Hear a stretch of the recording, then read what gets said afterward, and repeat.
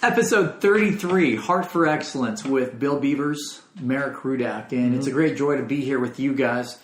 And as we were talking in the previous episode, hearing a little bit about Bill's testimony and growth in faith and through a very painful experience with his daughter, and yet God showed his faithfulness.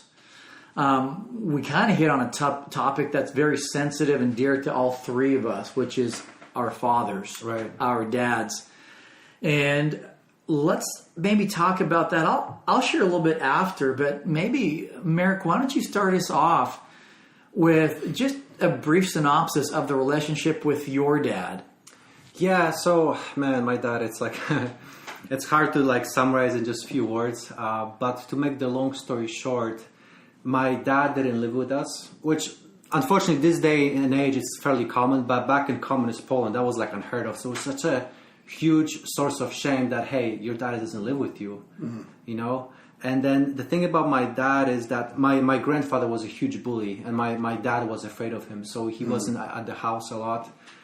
And so kind of the sad thing is, I guess I grew up not appreciating the role of the father, you know?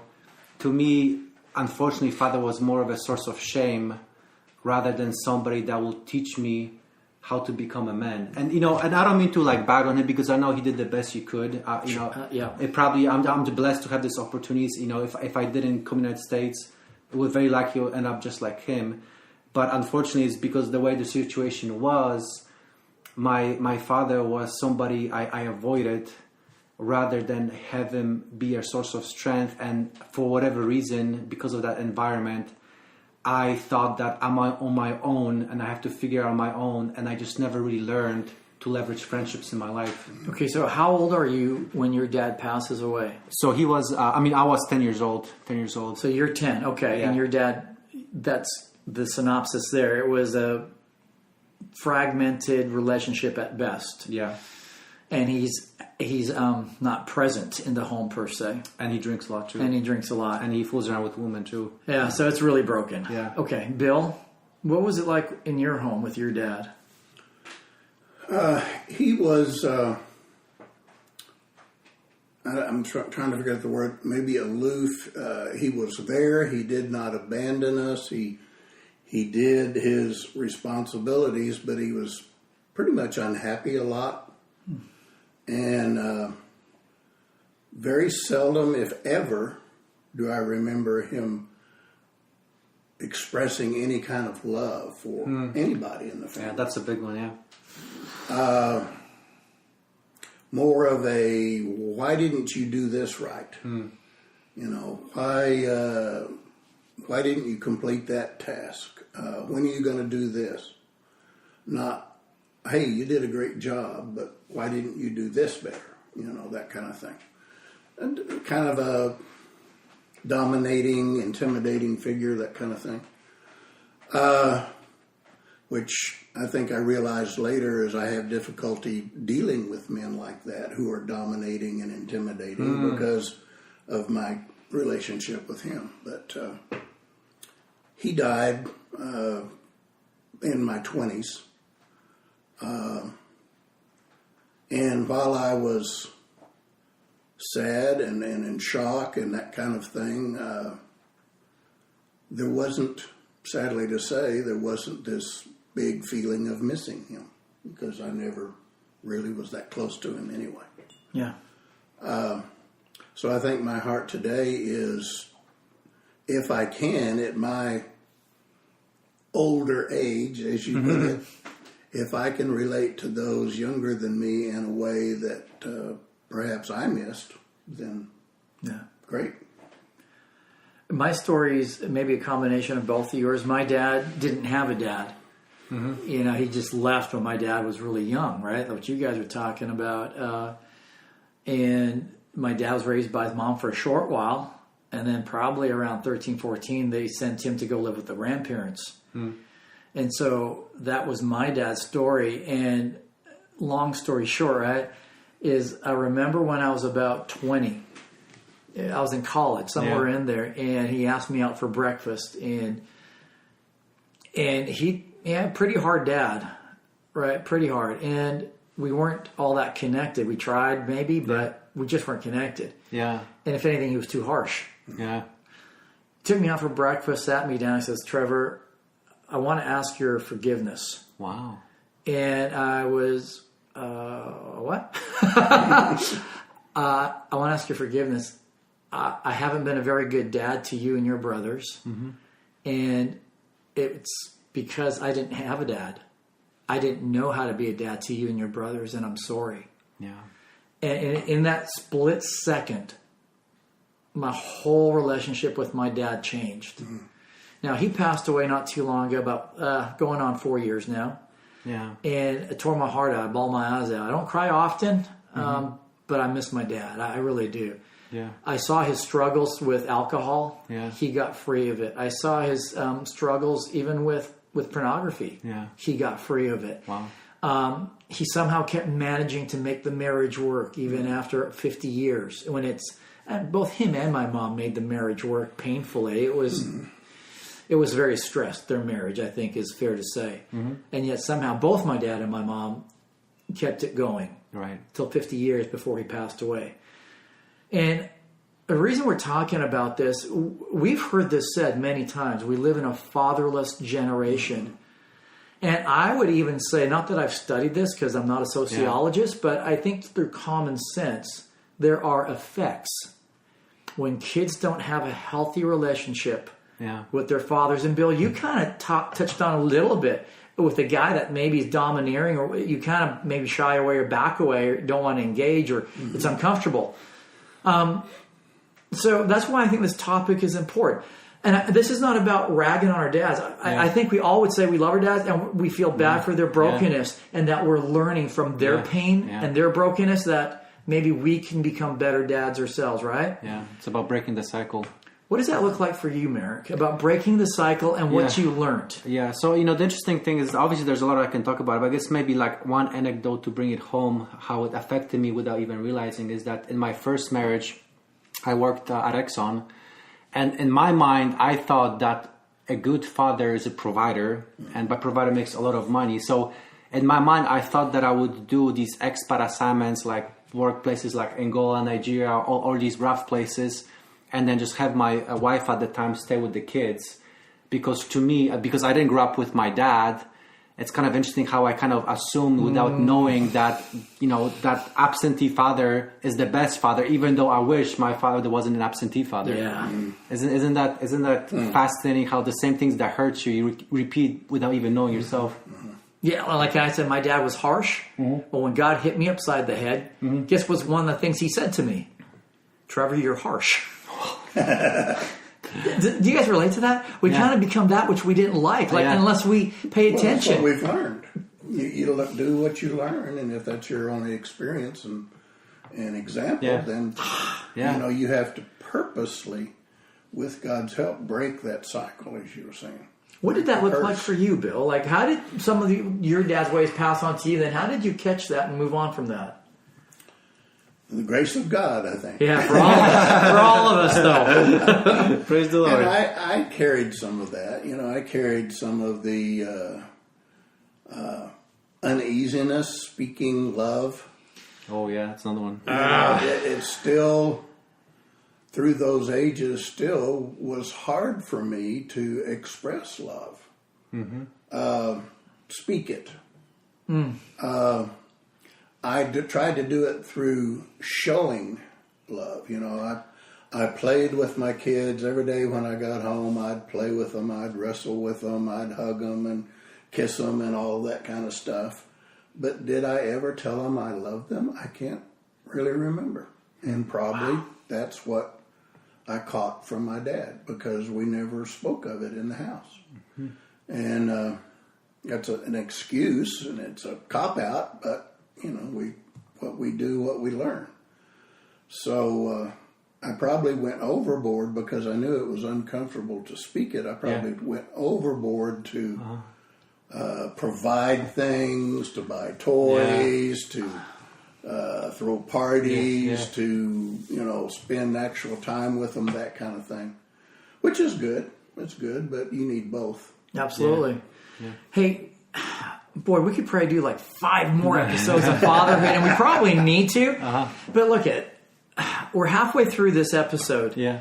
Why don't we take the second half and talk about things that are important for guys that were failing and they want to change? How do we become better dads? I think this is so important. What does that look like? What are some nuggets that we can share with our listeners that we've learned through pain, school, hard knocks, whatever, to become better dads? And Marek, I know for you, one day you're going to be a dad. Yeah. And as you hear Bill, you've heard me talk about how I screwed up my daughters, right? Right. What are some of the things you've maybe picked up, over the last number of years about fatherhood that you want to be? Oh, wow. It's interesting. Let me think about it for a second. I think that, one of the many lessons, the first one comes to my mind is that I used to think, and I've kind of experienced it with my brother a little bit, is that I thought that there's a specific sequence to success in life. You gotta do this, do that, and the other, and do not miss your train, do not miss the boat, And I thought that by giving, by kind of like slapping people around, not like physically, but like kind of like pushing them and kind of like scaring them into performing is the way to go. And so, for example, like I kind of know, even though I don't have any kids, but I kind of noticed that with my younger brother, is that I used to kind of, not directly, but kind of like the way I behaved was kind of like this passive aggressive. I wasn't approval of him because, for example, he didn't get good grades enough or didn't graduate college as soon as he could. And so, one of the things that I learned from that is that you want to give space for kids to figure out what it is they really want to do in this life. And the best thing to do is to love them and support them for where they are. And it's kind of interesting, again, it's kind of, you talk about repeating the cycle, is that, obviously I don't regret my choices, but, I kind of forced myself into this engineer mindset, being in direct environments like the Army Exxon, because I thought that this is my skill set. And look at that, roughly in my 30s, I realized, hey, you're actually on the other side of the spectrum. You're a lot more, you're better at, and this is something that you enjoy a lot more is the relationship side, helping people get in touch with their heart.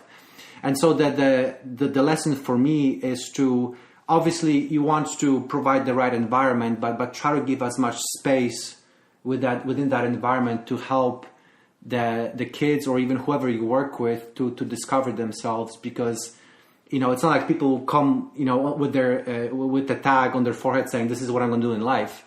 It comes by experimenting things, trying different things, and failing, quite frankly. And so that's kind of my main takeaways, is that when I'm a dad is to focus on creating that environment where my children feel comfortable exploring themselves, and they don't feel like they have to satisfy me. In other words, if they don't go to West Point like their dad did, then you're not a child of mine. Like crushing them as an authoritarian. You've got to do this. You've got to do this. And like works based. Good. Bill, how about for you? What would be some of the advice or input you give to guys, dads listening to this? What would be healthy? I think another thing that I carried over from my dad was, I don't know what to call it other than maybe a little bit of dissatisfaction with poor performance. And what I've learned from that, hopefully I've learned, is dads really need to encourage more than discipline. Yeah. Need to show love more than dissatisfaction. Okay, you should have told me that about 20 years ago. You're like 2 decades too late for me. Hopefully right on time for some guys listening, because I was going to hit on that, but keep going, please. That's assuming you would listen. 20 years too late, Bill. If my daughter's listening to this, they're like, all right, carry on, sorry. Write it down, Trevor. Yes. Mainly with my son, I think, I had to learn to not hover over him, not be they call it a helicopter parent, but to allow him to do and encourage him to try different things. And then not be disappointed when he failed at some of those. Yeah. Because we learn through failing. Yeah. And I'm sure I struggled with that. I'm sure I didn't do exactly what I should have done. And I probably just I probably showed that disappointment more than I should have. But to try to encourage your kids to seek their niche in the world and identify their talents, identify their bents, and guide them, not push them, but guide them in those directions, and then hold them up and encourage them. And if they fail, help them, pick them up, just like God does us. We fail all the time. He picks us up, dusts us off, and sends us on our way again, and encourages us, well, maybe go in this direction. Mm-hmm. And I think that's important for a dad to do with their children. And you do that with heart-to-heart talks. Mm-hmm. And that's probably one area that I failed, is sitting down and having heart-to-heart talks, expressing that love and concern and encouragement. Dads are so caught up with careers and ministries and hobbies, and some of the worst kids turn out are the preacher's kids, because the dad's tied up in ministry. But I think it's very important, is that's where you build that connection, is when you're spending one-on-one heart-to-heart talks. And when you don't do that, they're learning from you and you're learning from them. You destroy the connection when you don't. So I am just cringing listening to you. I'm just cringing. So one of the things my daughters would say to me, we want you to be our dad, not our coach. Mm. So my daughters golfed, and they were good, and they are good. And then I had a brainwave idea. What if I push them now? Like, they could be like, Emily was top 5 in Houston, like when she was young. Mm. And I thought, wow. Like, what if I push her? Emily Woods, huh? Emily Woods. And she's been so gracious to me. But you know what? I was a jerk and I was an idiot, if I could just be frank. And I know you guys don't mind me being a frank, beating up on myself. And what I finally realized is what you said, Bill. I needed to be their cheerleader. And I talked about this with you guys this morning in our fire team meeting about learning how to be a cheerleader. And I needed to do that. And I caught this way too late, but hopefully, I'm catching it now, right? Yeah. And trying to redeem the time. But that's what they would say. Dad, we want you to be our dad, not our coach. Mm. What they were saying is, Dad, it hurts. And I think this is what, they haven't said this to me. And if they're listening, I guess I'm confessing and they can correct me again. But I think what they were saying, Dad, your criticism of us hurts. Yeah. It crushes my heart. Mm-hmm. It makes me feel judged. Yeah. It makes me feel less, and it's killing me. Yeah. And this, I want to cuss. I want to call myself like an ass, right? Yeah. Didn't get that. And I have that much resentment about that. But God has taken even that from me, but the scar is still there. Mm-hmm. But to have been able to get that much earlier in their development years, where I encouraged them, thank you for saying that, Bill, and became their cheerleader. Mm-hmm. So I won't get that back because it's gone. But in the present day, I desire to be what you said, Bill, and what you said, Marek. It's not authoritarian. It's about encouraging our kids to be who Christ created them to be and not what I want to mold them to be. Yeah. And that's where I fell short. And I believe I have some redemptive time for as long as I have breath to do this with them. So, man, that's really good stuff.